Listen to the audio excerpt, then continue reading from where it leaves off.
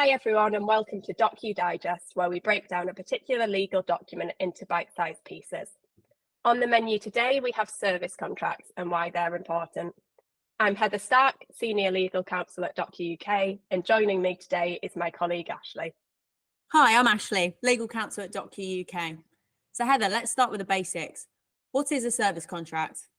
Well, in really simple terms, a service contract is a written agreement between two parties, usually a service provider and its customer. It outlines the terms and conditions of the services that are going to be provided. The contract will typically include details such as the scope of work, the timeframe for completion of the services, the fees to be paid, and also a number of other legal terms. Okay, so it's a contract between a service provider and a customer that's needed when any type of services are being provided. But why are service contracts important for both suppliers and customers to put in place? So to start with, they provide clarity and certainty for both parties. By outlining the details of the services to be provided, the contract helps to ensure that everyone's on the same page and that there are no misunderstandings or disagreements later on about what is expected. That's right. And service contracts can also provide protection for both parties. So if either party fails to fulfill their obligations under the contract, the other party has legal recourse to seek damages or other remedies. Service contracts can also actually help build trust between a service provider and the customer. But by showing that the service provider is willing to put their promises in writing, the contract can help to reassure the customer that they're dealing with a reputable and trustworthy provider.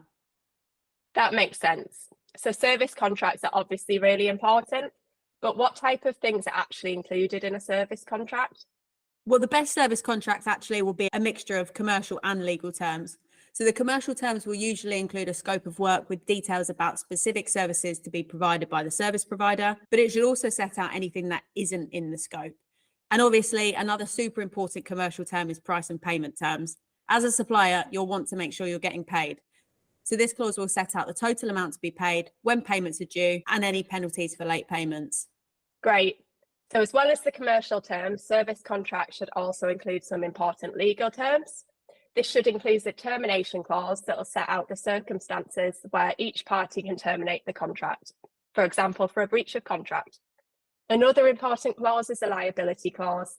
It will outline the liability of the service provider for any damages or losses caused to the other customer as a result of the services.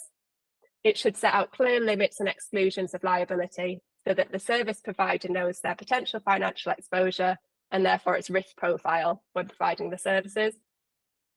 That's good to know. Are there any other clauses that need to be included in a service contract? Well, there can be. Depending on the types of services being provided, the parties might want to include clauses that deal with ownership of intellectual property rights as well, so that it's really clear who owns the output of any services. If services are being provided to individuals instead of businesses, special terms also need to be included to make sure that the contract complies with consumer protection laws. So that's some of the clauses that should be included in a service contract. But what happens if one party breaches the contract? So if one party breaches the contract, the other can seek remedies that are outlined in the specific contract. One remedy could be to terminate the contract, or another remedy could be to claim damages to recover the losses that the innocent parties suffered. There are so many different types of services. It could be IT support, HR consultancy, creative design services, and so many more. Is the same type of contract to be used for all types of services? That's a really good question. There are actually different types of service contracts for different situations. The most common type is the services agreement that both parties sign. That'll set out both the commercial and legal terms all in one place and should be signed before the services start. Another option is a legal framework called a master services agreement. When would that be used, Ashley? So a master services agreement, which can sometimes be called an MSA, can be used where a supplier may be engaged by a customer to provide a whole range of services or work on different projects over time. To give an example, an IT supplier may provide consultancy services, software support services, and hardware maintenance, but they'll be asked to provide each of these services at different points in time. So where this happens, an MSA should be entered into that allows the customer to engage the supplier on multiple occasions for the multiple services by signing a statement of work each time. And what's the statement of work?